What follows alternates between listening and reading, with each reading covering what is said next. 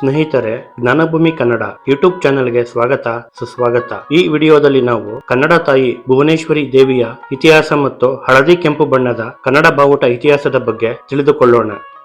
ನೀವು ನಮ್ಮ ವಿಡಿಯೋಗಳನ್ನು ನೋಡಲು ಸಬ್ಸ್ಕ್ರೈಬ್ ಮಾಡಿ, ಶೇರ್ ಮಾಡಿ, ಲೈಕ್ ಮಾಡಿ. ಭುವನೇಶ್ವರಿ ದೇವಿಯು 10 ಮಹಾವಿದ್ಯಾದೇವತೆಗಳಲ್ಲಿ ಒಬ್ಬಳು ಹಾಗೂ ತಾಯಿ ದುರ್ಗೆಯ ಒಂದು ಅಂಶ. ಭುವನೇಶ್ವರಿ ಎಂದರೆ ಈ ವಿಶ್ವದ ತಾಯಿ. ವಿಶ್ವವೆಂದರೆ ತ್ರಿಭುವನಗಳು, ಭೂಮಿ, ವಾತಾವರಣ ಮತ್ತು ಸ್ವರ್ಗ. ಈ ತ್ರಿಭುವನಗಳು ಸೇರಿ ವಿಶ್ವ ನಿರ್ಮಾಣ ಆಗಿದೆ ಎಂದು ಭಾರತೀಯ ದರ್ಶನಗಳು ಹೇಳುತ್ತದೆ. ಕನ್ನಡ ತಾಯಿ ಭುವನೇಶ್ವರಿ ದೇವಿಯ ಇತಿಹಾಸದಲ್ಲಿ ಕರ್ನಾಟಕದ ನಾಡಿನ ಸಂಕೇತವಾಗಿ ಬೆಳೆದು ಬಂದಿದೆ. ಈ ದೇವಿಯನ್ನು ಕನ್ನಡದ ತಾಯಿ ಎಂದು ಸಾವಿರಾರು ವರ್ಷಗಳಿಂದ ಪೂಜಿಸಲಾಗುತ್ತಿದೆ. ಕನ್ನಡ ನಾಡಿನ ಇತಿಹಾಸಕ್ಕೆ ಸಂಬಂಧಪಟ್ಟಂತೆ ಐತಿಹಾಸಿಕವಾಗಿ ಕರ್ನಾಟಕದಲ್ಲಿ 3 ಭುವನೇಶ್ವರಿ ದೇವಸ್ಥಾನಗಳಿವೆ. ಕನ್ನಡದ ಮೊದಲ ಸಾಮ್ರಾಜ್ಯ ಬನವಾಸಿಯ ಕದಂಬರ ಕಾಲದ ಮೊದಲನೆಯ ಭುವನೇಶ್ವರಿ ದೇವಸ್ಥಾನ ಉತ್ತರ ಕನ್ನಡ ಜಿಲ್ಲೆಯ ಸಿದ್ದಾಪುರ ತಾಲೂಕಲ್ಲಿದೆ. ಎರಡನೆಯ ಭುವನೇಶ್ವರಿ ದೇವಸ್ಥಾನ ವಿಜಯನಗರ ಸಾಮ್ರಾಜ್ಯದ ಹಂಪೆಯಲ್ಲಿದೆ. ಮೂರನೆಯ ಭುವನೇಶ್ವರಿ ದೇವಸ್ಥಾನ ಮೈಸೂರು ಅರಮನೆಯಲ್ಲಿದೆ. ಮೈಸೂರು ಸಾಮ್ರಾಜ್ಯ ಕನ್ನಡದ ಕೊನೆಯ ಸಾಮ್ರಾಜ್ಯ ಆಗಿದೆ ಮತ್ತು ಮೈಸೂರಿನ ಒಡೆಯರ್ ರಾಜವಂಶ ಕನ್ನಡದ ಕೊನೆಯ ರಾಜವಂಶ ಆಗಿದೆ. ಕರ್ನಾಟಕದ ಇತಿಹಾಸದಲ್ಲಿ ಬನವಾಸಿಯ ಕದಂಬರು ಕ್ರಿಸ್ತ ಶಕ 345ನೇ ಇಸ್ವಿಯಿಂದ ಕರುನಾಡನ್ನು ಆಳಿದರು. ಕದಂಬರು ಭುವನೇಶ್ವರಿ ತಾಯಿಯನ್ನು ತಮ್ಮ ಕುಲದೇವತೆ ಎಂದು ಕನ್ನಡದ ನಾಡ ದೇವತೆಯಾಗಿ ಪೂಜಿಸುತ್ತಿದ್ದರು, ಆರಾಧಿಸಿದರು. ಉತ್ತರ ಕನ್ನಡ ಜಿಲ್ಲೆಯ ಸಿದ್ದಾಪುರ ತಾಲೂಕಿನ ಭುವನಗಿರಿಯಲ್ಲಿ ತಮ್ಮ ಕುಲದೇವತೆಯಾದ ಭುವನೇಶ್ವರಿ ದೇವಾಲಯವನ್ನು ಕಟ್ಟಿಸಿದರು. ಹಾಗಾಗಿ ಸಿದ್ದಾಪುರದ ಭುವನಗಿರಿಯ ಭುವನೇಶ್ವರಿ ದೇವಸ್ಥಾನ ಕರ್ನಾಟಕದ ಮೊಟ್ಟ ಮೊದಲ ಭುವನೇಶ್ವರಿ ದೇವಸ್ಥಾನ ಆಗಿದೆ.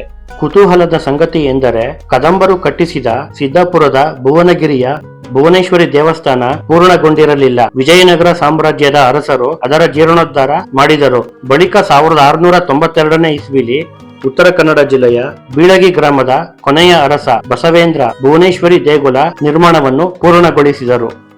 ಸಿದ್ದಾಪುರದ ಭುವನಗಿರಿಯ ಭುವನೇಶ್ವರಿ ದೇವಸ್ಥಾನದಲ್ಲಿ ಭುವನೇಶ್ವರಿ ಕನ್ನಡ ತಾಯಿಗೆ ತ್ರಿಕಾಲ ಪೂಜೆ ಮಾಡುತ್ತಾರೆ.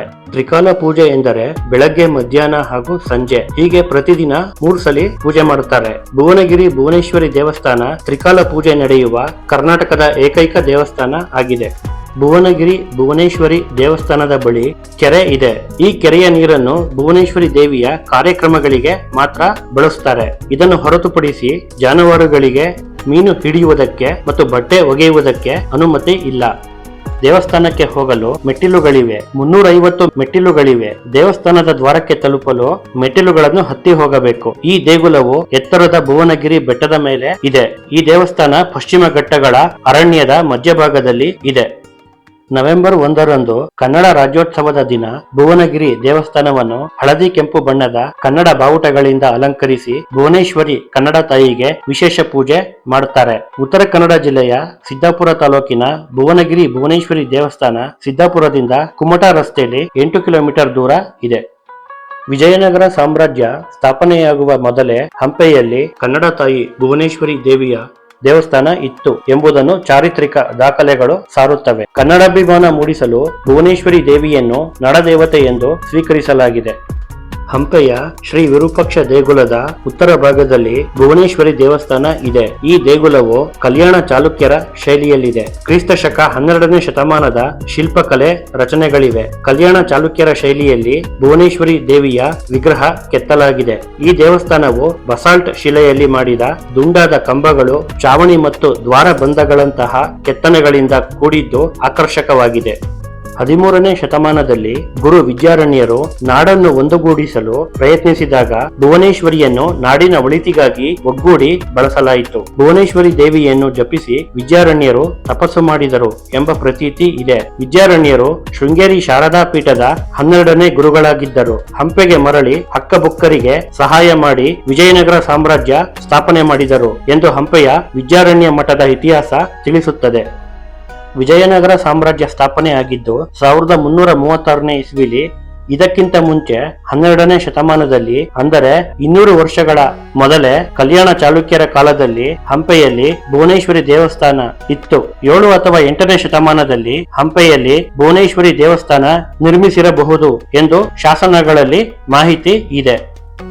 ಭುವನ ಎಂದರೆ ಭೂಮಿ, ವಸುಂಧರೆ ಸಂಪತ್ತು ಎಂಬ ಅರ್ಥವನ್ನು ನೀಡುತ್ತದೆ. ಅಂದರೆ ಕಲ್ಯಾಣ ಚಾಲುಕ್ಯರು ಭೂಮಿ ತಾಯಿಗೆ ಮತ್ತು ಕನ್ನಡಕ್ಕೆ ಮತ್ತು ಕನ್ನಡ ಭಾಷೆಯ ಹಿತಕ್ಕಾಗಿ ದೇವಸ್ಥಾನವನ್ನು ಸ್ಥಾಪಿಸಿದ್ದಾರೆ ಎಂದು ಇತಿಹಾಸದ ಮಾಹಿತಿಗಳು ತಿಳಿಸುತ್ತದೆ. ವಿಜಯನಗರದ ಅರಸರು ಯಾವುದೇ ಒಳ್ಳೆಯ ಕಾರ್ಯಕ್ಕೆ ತೆರಳುವ ಮುಂಚೆ ಭುವನೇಶ್ವರಿ ಕನ್ನಡ ತಾಯಿಗೆ ಪೂಜೆ ಮಾಡಿ ತೆರಳುತ್ತಿದ್ದರು. ಕನ್ನಡ ರಾಜ್ಯೋತ್ಸವ ಸಂದರ್ಭದಲ್ಲಿ ಹಂಪೆಯಿಂದ ಜ್ಯೋತಿ ತೆಗೆದುಕೊಂಡು ಹೋಗುವ ಪರಂಪರೆಯನ್ನು ಈಗಲೂ ಪಾಲಿಸಲಾಗುತ್ತಿದೆ.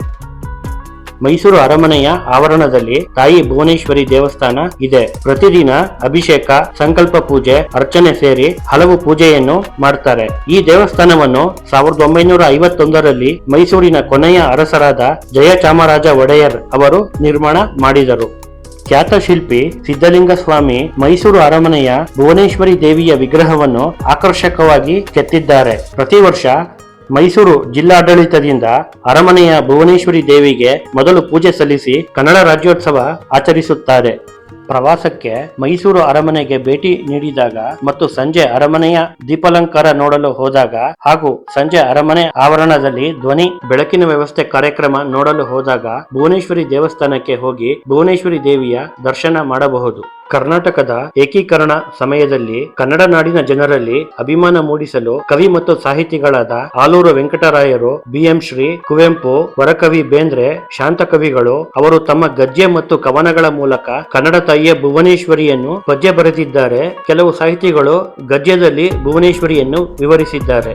ಆಲೂರು ವೆಂಕಟರಾಯರ ಕರ್ನಾಟಕ ಗತವೈಭವ ಕೃತಿಯಿಂದ ಹಂಪೆಗೆ ಎಲ್ಲಿಲ್ಲದ ಮಹತ್ವ ಬಂತು. ಕರ್ನಾಟಕವನ್ನು ಒಂದುಗೂಡಿಸಲು ಭುವನೇಶ್ವರಿ ತಾಯಿಯ ಪರಿಕಲ್ಪನೆಯನ್ನು ಅವರು ಇನ್ನಷ್ಟು ಪೋಷಿಸಿದರು. ಭುವನೇಶ್ವರಿ ಕನ್ನಡಿಗರಿಗೆ ತಾಯಿಯಾಗಿ ಮತ್ತು ಇಡೀ ಬ್ರಹ್ಮಾಂಡದ ಸಂರಕ್ಷಕಿ ಆಗಿದ್ದಾಳೆ. ಆಕೆಯ ವಾಸಸ್ಥಾನ ಮಣಿದ್ವೀಪ ಆಗಿದೆ. ದೇವಿಯು 4 ಕೈಗಳನ್ನು ಹೊಂದಿದ್ದಾಳೆ. ಅದರಲ್ಲಿ 2 ಕೈಗಳು ಅಂಕುಶ ಮತ್ತು ಕುಣಿಕೆಯನ್ನು ಹಿಡಿದಿವೆ. ಇದು ಭಕ್ತರನ್ನು ತನ್ನ ಹತ್ತಿರಕ್ಕೆ ತರಲು ಮತ್ತು ತನ್ನ ಭಕ್ತರ ಕಷ್ಟಗಳನ್ನು ದೂರವಿಡಲು ಸಹಾಯ ಮಾಡುತ್ತದೆ. ಮತ್ತು ಇತರ 2 ಕೈಗಳನ್ನು ದೇವಿಯು ತನ್ನ ಭಕ್ತರ ನೋವನ್ನು ಕಡಿಮೆ ಮಾಡಲು ಬಳಸುತ್ತಾಳೆ ಎಂಬ ನಂಬಿಕೆ ಇದೆ. ಕನ್ನಡ ಹೋರಾಟಗಾರರು ತಾಯಿ ಭುವನೇಶ್ವರಿಯನ್ನು ಕನ್ನಡ ನಾಡು ನುಡಿಗಳ ಸ್ವರೂಪವಾಗಿ ಸ್ವೀಕರಿಸಿದ್ದಾರೆ. ನಾಡಿನ ಏಕೀಕರಣ ಮತ್ತು ಕನ್ನಡ ಭಾಷೆಯ ಹಿತಕ್ಕಾಗಿ ಗದಗ ಜಿಲ್ಲೆಯ ರೋಣ ತಾಲೂಕಿನ ಜಕ್ಕಲಿ ಗ್ರಾಮದಲ್ಲಿ ಅಂದಾನಪ್ಪ ದೊಡ್ಡಮೇಟಿ ಅವರ ಮನೆಯಲ್ಲಿ 1953ನೇ ಇಸ್ವಿಲಿ ಗದುಗಿನ ಚಿತ್ರಕಲಾವಿದ CS ಪಾಟೀಲ್ ತಾಯಿ ಭುವನೇಶ್ವರಿ ದೇವಿಯ ತೈಲವರ್ಣ ಚಿತ್ರವನ್ನು ರಚನೆ ಮಾಡಿದ್ದಾರೆ. ತಾಯಿ ಭುವನೇಶ್ವರಿ ಕನ್ನಡಿಗರ ಸ್ವಾಭಿಮಾನ ಮತ್ತು ನಾಡಿನ ಸಂಕೇತವಾಗಿ ಬೆಳೆದಿದ್ದಾಳೆ. ಭುವನಕ್ಕೆ ಈಶ್ವರಿ ಆದವಳು ಯಾರು? ಅವಳೇ ಭುವನೇಶ್ವರಿ. ಭುವನೇಶ್ವರಿ ನಮ್ಮ ಕನ್ನಡ ನಾಡಿಗಲ್ಲ, ಇಡೀ ಭೂಮಂಡಲಕ್ಕೆ ತಾಯಿ ಎಂಬ ಅರ್ಥ ಇದೆ. ಭಾರತ ದೇಶವನ್ನು ಅಥವಾ ಕರ್ನಾಟಕ ರಾಜ್ಯವನ್ನು ಮಾತೃಭೂಮಿ ಅಂತ ಕರಿತೀವಿ.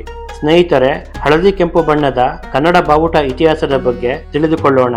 ಕನ್ನಡ ಬಾವುಟದ ಪರಿಕಲ್ಪನೆಯು ಒಬ್ಬಿಬ್ಬರದ್ದಲ್ಲ. ಅದರ ಹಿಂದೆ ಹಲವಾರು ಜನರು ಕೆಲಸ ಮಾಡಿದ್ದಾರೆ. ಕನ್ನಡಕ್ಕೊಂದು ಪ್ರತ್ಯೇಕ ಬಾವುಟ ಇದ್ದರೆ ಚೆನ್ನ ಎಂಬ ಕನಸನ್ನು ಮೊದಲು ಕಂಡಿದ್ದು ಕನ್ನಡದ ಕಣ್ವ ಎಂದೇ ಖ್ಯಾತಿ ಪಡೆದ ಕನ್ನಡದ ಹಿರಿಯ ಸಾಹಿತಿ BM ಶ್ರೀ ಅವರು. ಕನ್ನಡ ಸಾಹಿತ್ಯ ಪರಿಷತ್ತಿನ ಉಪಾಧ್ಯಕ್ಷರಾಗಿದ್ದ ಸಮಯದಲ್ಲಿ ಅವರು ಕನ್ನಡ ಬಾವುಟ ಎಂಬ ಕವಿತೆ ಬರೆದಿದ್ರು. ಅದರಲ್ಲಿ ಏರಿಸಿ ಹಾರಿಸಿ ಕನ್ನಡ ಬಾವುಟ ಎಂಬ ಸಾಲು ಕನ್ನಡದ ಬಾವುಟವ ಹಿಡಿಯದವರಾರು, ಕನ್ನಡದ ಬಾವುಟಕ್ಕೆ ಮಡಿಯದವರಾರು, ನಮ್ಮ ಈ ಬಾವುಟಕ್ಕೆ ಮಿಡಿಯದವರಾರು ಎಂಬ ಸಾಲುಗಳು ಕನ್ನಡಿಗರ ಮನ ಗೆದ್ದಿದ್ದವು. ಅದು 1956ರ ಸಮಯ. ಕರ್ನಾಟಕದ ಏಕೀಕರಣ ಕಿಚ್ಚು ಎಲ್ಲೆಡೆ ಹಬ್ಬಿತ್ತು. ಹಲವಾರು ಆಂದೋಲನಗಳು, ಹೋರಾಟಗಳು ನಡೀತಾ ಇದ್ವು. ಆದರೆ 1966ರವರೆಗೆ ಕನ್ನಡಕ್ಕೆ ಪ್ರತ್ಯೇಕ ಬಾವುಟ ಇರಬೇಕು ಎಂಬ ಅಭಿಪ್ರಾಯವನ್ನು ಹಲವಾರು ಜನರು ಹೊಂದಿರಲಿಲ್ಲ. ಅದೇ ಸಮಯದಲ್ಲಿ ಬಿಡುಗಡೆಯಾದ ಒಂದು ತಮಿಳು ಸಿನಿಮಾದ ದೃಶ್ಯ ಕನ್ನಡದ ಬಾವುಟಕ್ಕೆ ಪ್ರೇರಣೆ ನೀಡಿತು ಎಂದರೆ ತಪ್ಪಾಗಲಾರದು. ಆ ಸಿನಿಮಾದ ಹೆಸರು ಕಂಚಿ ತಲೈವನ್. 1963ರಲ್ಲಿ ಬಿಡುಗಡೆಯಾದ ಆ ಸಿನಿಮಾದ ದೃಶ್ಯವೊಂದರಲ್ಲಿ ಕಂಚಿಯ ಮಹಾರಾಜ, ಕನ್ನಡದ ಮೊದಲ ರಾಜ ಮಯೂರವರ್ಮನನ್ನು ಹೀಯಾಳಿಸುವಂತೆ ಚಿತ್ರೀಕರಿಸಲಾಗಿತ್ತು. ಮಯೂರವರ್ಮನ ಬನವಾಸಿಯ ಕದಂಬರ ಕನ್ನಡ ಸಾಮ್ರಾಜ್ಯದ ಬಾವುಟವನ್ನು ತುಳಿಯುವಂತ ದೃಶ್ಯವನ್ನು ಅಳವಡಿಸಲಾಗಿತ್ತು. ಇದು ಕನ್ನಡಿಗರ ಆಕ್ರೋಶಕ್ಕೆ ಕಾರಣ ಆಯಿತು. ವಿವಾದ ತೀವ್ರ ಸ್ವರೂಪ ಪಡೆದುಕೊಂಡಿದ್ದರಿಂದ ಆ ದೃಶ್ಯಕ್ಕೆ ಕತ್ತರಿ ಹಾಕಲಾಯಿತು. ಆದರೆ ಕನ್ನಡ ರಾಜನ ಧ್ವಜವನ್ನು ಕಾಲಿನಲ್ಲಿ ತುಳಿದ ದೃಶ್ಯಕ್ಕೆ ಪ್ರತೀಕಾರವಾಗಿ ಕನ್ನಡ ಬಾವುಟವೊಂದು ರೂಪುಗೊಳ್ಳಬೇಕು. ಆ ಬಾವುಟ ಇಡೀ ಕನ್ನಡ ನಾಡಿನಾದ್ಯಂತ ಹಾರಿಸಬೇಕು ಎಂಬ ಪರಿಕಲ್ಪನೆ ಹುಟ್ಟಿದ್ದೆ ಅವಾಗ. ಪಲ್ಲವರ ರಾಜಧಾನಿ ಕಂಚಿ ಆಗಿತ್ತು. ಮಯೂರವರ್ಮನಿಗೆ ಅವಮಾನ ಆಗಿದ್ದು ಅದೇ ಕಂಚಿಯಲ್ಲಿ. ಮಯೂರವರ್ಮ ಅವಮಾನದಿಂದ ಬನವಾಸಿಗೆ ವಾಪಸ್ ಬರುವಾಗ ಚಿತ್ರದುರ್ಗದ ಚಂದ್ರವಳ್ಳಿಯಲ್ಲಿ ಕನ್ನಡಿಗರ ಸೈನ್ಯ ಕಟ್ಟಿ ಪಲ್ಲವರ ಜೊತೆಗೆ ಯುದ್ಧ ಮಾಡಿ ಗೆದ್ದು ಕನ್ನಡದ ಮೊದಲ ಸಾಮ್ರಾಜ್ಯ ಸ್ಥಾಪನೆ ಮಾಡಿದ್ದು ಮಯೂರವರ್ಮ. ಕನ್ನಡಕ್ಕಾಗಿ ಪ್ರತ್ಯೇಕ ಬಾವುಟ 1966ರಲ್ಲಿ ಮೈಸೂರಲ್ಲಿ ನಡೆದ ಕನ್ನಡಿಗರ ಮಹಾ ಸಮ್ಮೇಳನದಲ್ಲಿ ಚರ್ಚೆಗೆ ಬಂತು. ಕನ್ನಡ ಪಕ್ಷದ ಅಧ್ಯಕ್ಷರಾದ ರಾಮಮೂರ್ತಿ ಅಧ್ಯಕ್ಷತೆಯಲ್ಲಿ ನಡೆದ ಆ ಸಮ್ಮೇಳನದಲ್ಲಿ ಹಳದಿ ಮತ್ತು ಕೆಂಪು ಬಣ್ಣದ ಬಾವುಟವನ್ನು ರೂಪಿಸುವ ನಿರ್ಧಾರ ಕೈಗೊಳ್ಳಲಾಯಿತು. ಕೆಂಪು ಬಣ್ಣವು ಶೌರ್ಯ, ಬಲ, ಕ್ರಾಂತಿ ಮತ್ತು ತ್ಯಾಗದ ಪ್ರತೀಕ ಆಗಿದ್ದರೆ ಹಳದಿ ಬಣ್ಣವು ಕನ್ನಡ ನಾಡು ಚಿನ್ನದ ನಾಡು ಎಂಬುದನ್ನು ಬಿಂಬಿಸಲು ಹಾಗೂ ಅರಿಶಿನದಂತೆ ಶಾಂತಿ, ಶುಭ, ಸಮೃದ್ಧಿ ಮತ್ತು ಸೌಹಾರ್ದದ ಸಂಕೇತವಾಗಿಯೂ ಬಳಸಲು ತೀರ್ಮಾನ ಮಾಡ್ತಾರೆ. ಆಗ ಬಾವುಟದ ಮಧ್ಯದಲ್ಲಿ ಕನ್ನಡದಲ್ಲಿ 7 ತೆನೆಗಳಿರುವ ಚಿತ್ರವಿರಬೇಕು ಎಂದು ನಿರ್ಧಾರ ಮಾಡ್ತಾರೆ. ಆ 7 ತೆನೆಗಳು ಕನ್ನಡ ನಾಡನ್ನು ಆಳಿದ 7 ರಾಜವಂಶಗಳ ಪ್ರತೀಕವಾಗಿರಬೇಕು ಎಂಬ ಪರಿಕಲ್ಪನೆಯನ್ನು ಹೊಂದಿತ್ತು. ಸ್ನೇಹಿತರೆ, ಆ 7 ರಾಜವಂಶಗಳ ಹೆಸರುಗಳು ಈ ರೀತಿ ಇದೆ. ಕನ್ನಡದ ಸಾಮ್ರಾಜ್ಯಗಳಾದ ಬನವಾಸಿಯ ಕದಂಬರು, ತಲಕಾಡಿನ ಗಂಗರು, ಬಾದಾಮಿ ಚಾಲುಕ್ಯರು, ರಾಷ್ಟ್ರಕೂಟರು, ಹೊಯ್ಸಳರು, ವಿಜಯನಗರ ಸಾಮ್ರಾಜ್ಯ ಮತ್ತು ಮೈಸೂರು ಒಡೆಯರ್.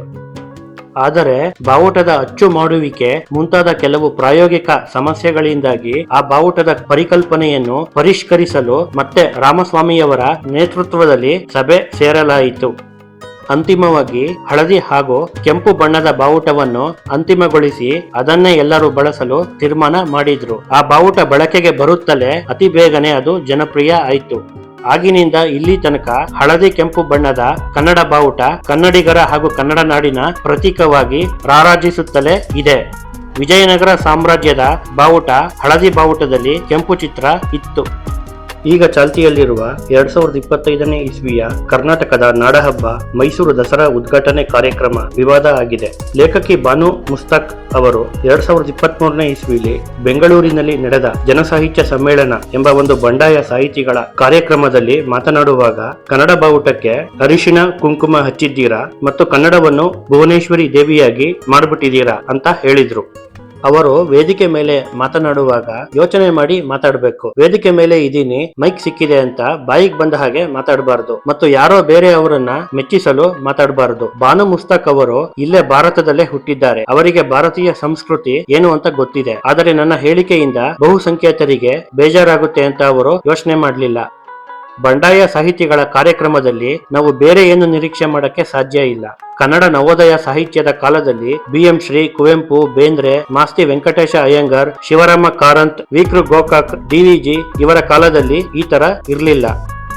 ಕನ್ನಡದ ತಾಯಿ ಭುವನೇಶ್ವರಿ ಎಂದು ಈಗಿರುವ ನಾವು ಮಾಮೂಲಿ ಜನಗಳು ಮಾಡಿದ್ದಲ್ಲ. ಕನ್ನಡ ತಾಯಿ ಭುವನೇಶ್ವರಿಗೆ 2000 ವರ್ಷ ಇತಿಹಾಸ ಇದೆ. ಕನ್ನಡ ಭಾಷೆ, ಕರ್ನಾಟಕ ಹಾಗೂ ಕನ್ನಡಿಗರನ್ನು ಕಾಪಾಡಿ ಆಡಳಿತ ಮಾಡಿದ ಕನ್ನಡದ ಸಾಮ್ರಾಜ್ಯಗಳಾದ ಬನವಾಸಿಯ ಕದಂಬರು, ತಲಕಾಡಿನ ಗಂಗರು, ಬಾದಾಮಿ ಚಾಲುಕ್ಯರು, ರಾಷ್ಟ್ರಕೂಟರು, ಹೊಯ್ಸಳರು, ವಿಜಯನಗರ ಸಾಮ್ರಾಜ್ಯ ಮತ್ತು ಮೈಸೂರು ಒಡೆಯರ್ ಇವರೆಲ್ಲರೂ ಕನ್ನಡದ ತಾಯಿ ಭುವನೇಶ್ವರಿ ಎಂದು ಒಪ್ಪಿಕೊಂಡು ಸಾವಿರಾರು ವರ್ಷಗಳಿಂದ ಪೂಜಿಸಿದ್ದಾರೆ. ವಂದನೆಗಳು ಸ್ನೇಹಿತರೆ.